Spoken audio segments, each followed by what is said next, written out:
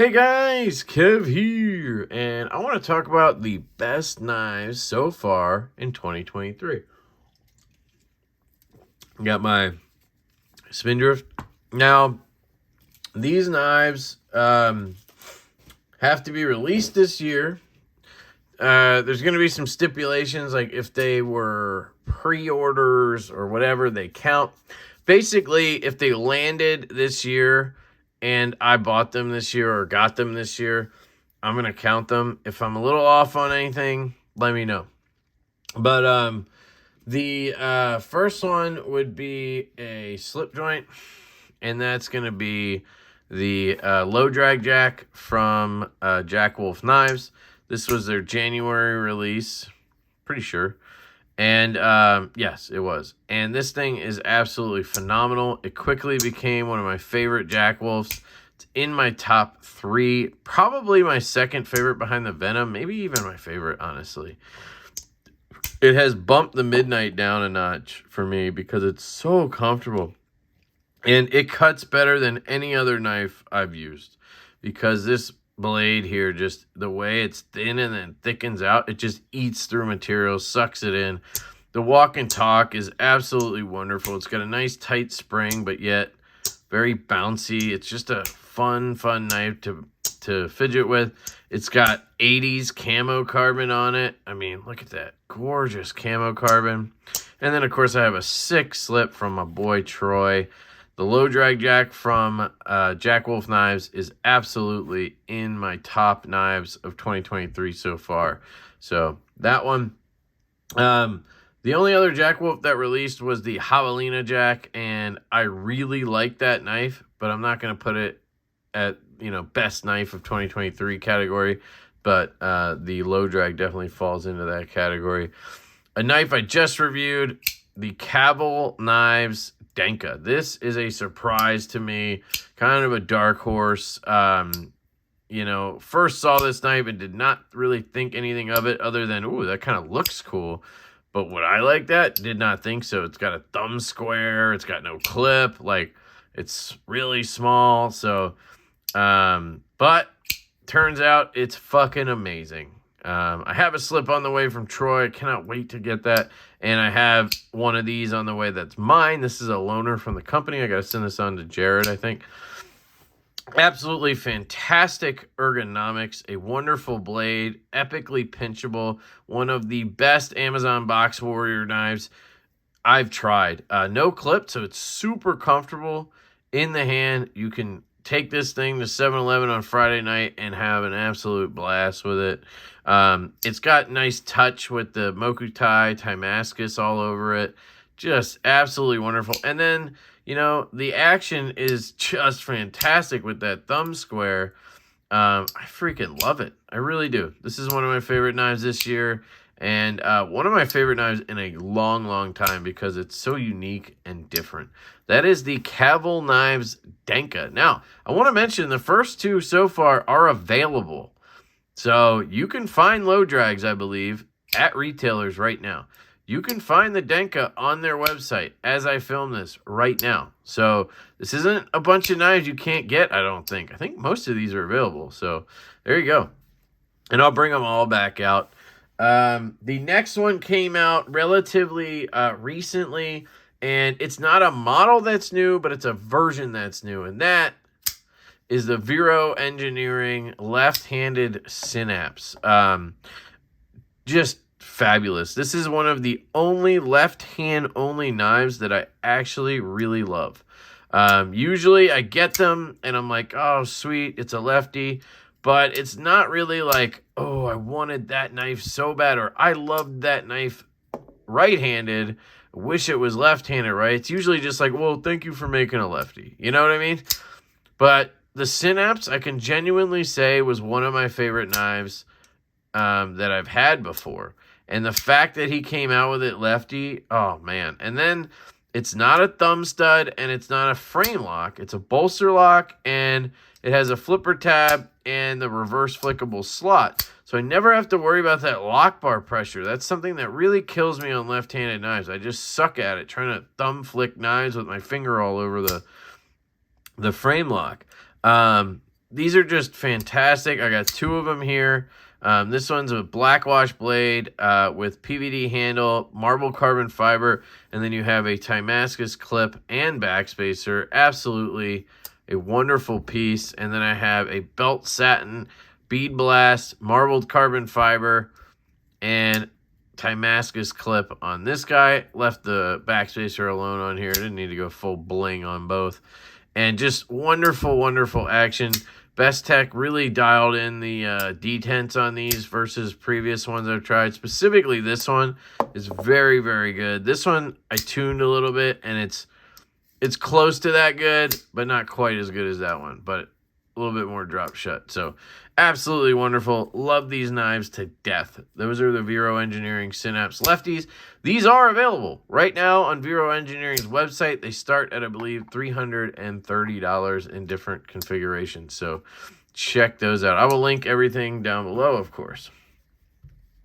Next up, we have the Arcane Design Preytheon. This is an absolutely wonderful knife, and I didn't think I was going to love it as much as I did after handling the prototype, which I thought was good, but the prototype I handled was JG10 and S35EN. It just didn't give me a great feel for the premium versions. I did have 2 of these. I had a titanium one with all zircuti on it, but I got this PVK Vegas exclusive in carbon fiber, and man, did this thing blow me away. The lightweight of this, the bead blast or whatever this is on the titanium accents with this carbon fiber that's just perfectly milled, and it's beautiful with this belt satin. It's a very high polish satin, but it's nice. 20 CV blade. You have a liner lock, so left-handed, you don't have to worry about anything. Right-handed, you don't have to worry about it on the front flipper. You have studs and a fuller, which is so good because the stud pops really well, and then the reverse flick off the fuller is absolute money. Action is like butter on the close. Couple downsides to this one. It's a bit thick. It's over 0.55, I believe, and it is a tiny bit off center. At least with the skiff bearings, I've had a couple of these, and they both were like that. Some knives, I don't know, it's just like you can't get it perfect with skiffs. I haven't really tried it with the stock bearings, so it could just be an inherent thing. But wonderful, wonderful knife. I think this is a pleasure. 20 CV blade, if I didn't mention that. But really good reverse flick, really good thumb flick. Ergos are good. They're not perfect, but they're good. And it does have a reversible tail-mounted clip, so you can get in there as a lefty and carry this left pocket, which is a big deal for me. So that's 2 really good lefty options. Again, Preytheon should be available. I believe this version is still up at PVK Vegas. And then Arcane probably has them on his site. I think I saw some Blade HQ exclusives, E-Knives exclusives. There's stuff all over the place with these. So Urban EDC exclusive. Definitely check those out. Really, really sick knife. Another one that came out recently that kind of actually was like, wow. I didn't think this would be as good as it is the Urban EDC Micro Shrike. I still have this loaner from them. I need to send it back, but I've been tempted a few times to buy it. I don't think I will ultimately because it's thumb studs, and I don't know. I'm not the biggest fan of thumb stud only kind of style. But this is really good. It's a very small knife, which makes it very comfortable in the hand for me and manageable. That's one thing I like about smaller knives. They're just good for EDC. I'm opening packages and shit. I'm not chopping horses, you know. Action's really good. I mean, downside is it's not great left-handed. You kind of have to, you know, get on the pivot. It works, but it's just not, like, natural. You have a really good hollow grind. Tiny bit of poon is the way to go there. You know, the clip, slightly pokey, but I've never really noticed it. Really good right-handed in terms of the action. The front flip or the thumb flick and the reverse flick are money.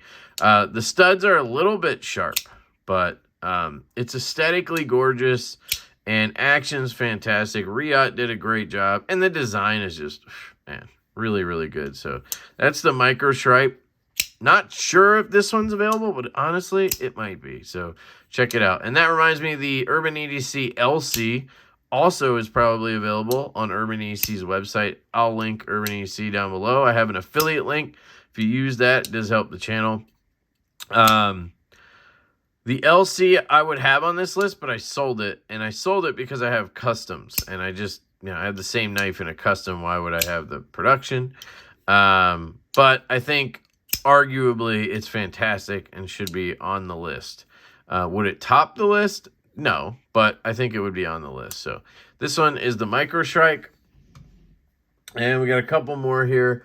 Let's do a couple honorable budget mentions or whatever you want to talk about. The Vosteed Nightshade stands out to me as the best budget knife that I currently own. I did have the Migaron Moyarl, and that is one of my favorite budget knives ever. They both have this keyhole shape, pear-shaped hole, and I think that's just, man, I really like this style of hole. That's what she said, or he said. But the Vosteed Nightshade with the hole here, ooh, man, it is hard to beat this for the price. I mean, I think it's like 50 or 60 bucks. You're talking about 154 cm and a really good grind on this. Very thin, shilling blade shape, just really good for use. It's just amazing, really. And then that Migaron Moyarl could also be on this list. So either of those, if you pick one of those up, I do not think you'll be disappointed. I'll link this one, I think, on Amazon. I can link it down below. And, yeah, this one's good. All right. These, what do I got? 2 left? No, I got 3 left, and they're all kind of like, yeah, these are the heavy hitters for me this year so far. So I would say, man, all of these are really favorites of mine, so it's hard for me to rank them or anything. I'd say the Denka, maybe because it's a recency thing, but man, I really like this. But the Kershaw Livewire, guys, is, to me, the best automatic easily this year. Now, I haven't handled many, but dude, this thing is so good. It just fires really easily. Very, very easily. It's got a good EDC blade on it, 20 CV and aluminum body. $239, which I think is a great price. It's USA made. Not much to complain about there, honestly. There's people complaining about the price, but those people can eat shit, honestly. $239 or 230 bucks for this in 20 CV and aluminum as a USA made OTF for their first OTF. Get out of here. I mean, that's right there with Axial Gear, who was like, killing that segment, and way below Microtech and the other brands. And I like it better than all those. So I have no complaints with that. I love this thing very, very much. It's ergonomic. It's slim, so it really carries well in the pocket. It has this slanted clip, which is odd at first, but it actually works really, really well. Reversible, by the way. Wonderful, wonderful knife. Cannot recommend the Kershaw Livewire enough. And speaking of OTFs, or out the fronts, we have the sleeper of this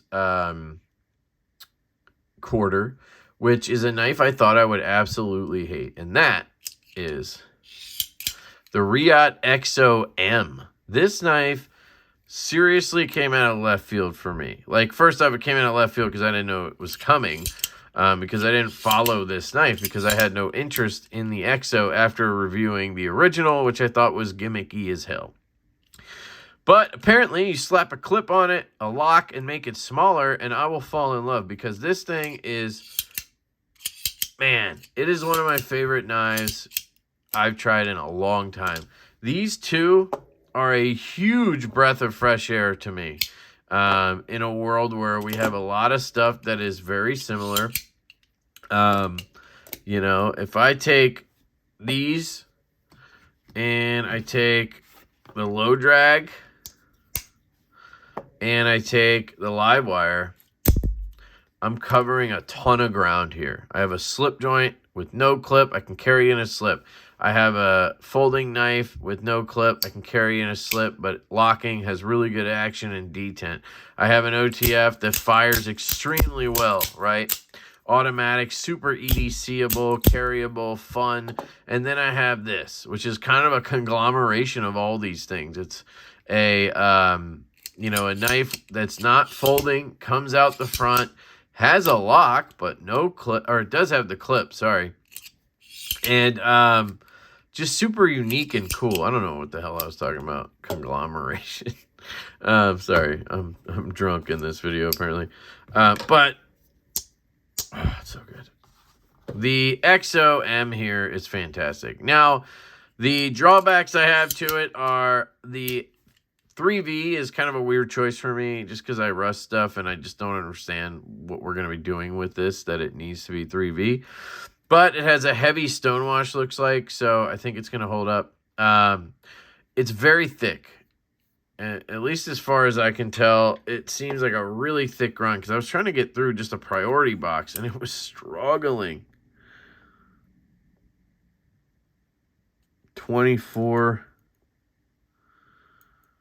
22. I mean, so it's not a pry bar, but it almost feels like one, honestly. So it could be the Tanto. Maybe I made a bad choice there, but I don't know. It's fine. Maybe I just need to get it like sharpened really well and then, you know, it'll be better. But super fidgety. It's such a fun knife. And the size, it really does make a difference. I can just easily manipulate it now. Easy to pop that switch either way. Unlock, lock, right? I tend to not lock it when I open it. So I'm going to cut a box or something. I just use it. And then I can pop it back down and then lock it. But if I'm going to cut something like a priority box, like cut into something, then I'll lock it, you know.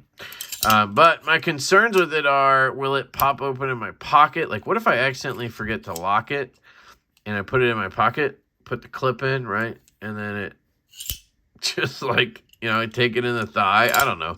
Would that happen? Probably not. I'm guessing it would be hard with your jeans and stuff for this to actually separate. You know what I mean? But it could, I guess. And then you got to kind of fish it out without fucking yourself up. It would suck. But hopefully you just remember, you know, it is kind of fidgety actually right here as well.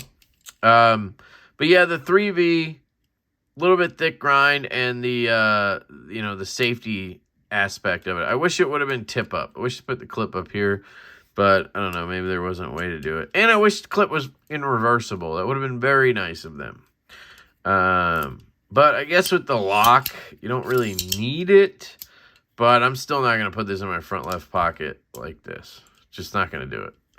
So anyway, the Riyate Exo-M, really, really cool, unique, and just kind of blew me away. I thought I'd hate it. I love it. One of my favorite knives. I do wish they would do like some better materials. I swear they just were like, what do we have? Let's just make these out of whatever. People will buy them. So, last one on the list. Absolute banger. Quiet Carry 9. This was kind of the big heavy hitter this year out of the gate, and it remains one of the best knives so far in 2023. Just, man, the fact that we got the thumb studs, the 20 CV, we got this beautiful knurling and nebula fat carbon, and then the ergos are just stupid. Everything is chamfered and rounded perfectly, just melts into your hand. Nice tall blade, comes down to a thin edge. Really crazy drop shut action. Now I did tune mine, but out of the box they have like basically like the perfect detent. It's just enough. You know, I like it a little stronger, so I added a little bit, and then I skiffed it, and, you know. So I pimped mine out, but that's how I roll. Out of the box, they're perfectly fine. A nice backspacer, just really clean. You got the Chicago screw. Oh, shit. No, you don't even have screws on. Damn, I forgot about that. Okay. Just a really cool knife. It really is. Is it my favorite knife this year? I don't know. I think the Denka just kind of overtook it for, you know, whatever that spot was. And then the Exo, you know, there's just so many good options. And that's awesome. You know, we have a good year going so far, it seems. You know, I was sitting here before the video going like, I don't know if I'm going to have that many knives to put in this video. But look at me. I got, how many? Let's count them up in a second, and we can wrap this up one more. But technically, this is the same knife, so put that away. So we got 1, 2, 3, 4, 5, 6, 7, 8 knives already for 2023 in the first quarter. So it's going to be a good year, I think. You know, some of these will get sold. Some of these will get, you know, they'll fall out of that ranking or whatever. And, you know, Q2 will hopefully be a lot of different knives. But it was a good start to the year. So let me know what you guys think. What's your favorite knives of Q1 2023? I'm very interested to hear that. If you have a channel, would love to see your choices. So open tag to anybody. And yeah, love you guys. Hope you have an absolutely fantastic day. And I will catch you later.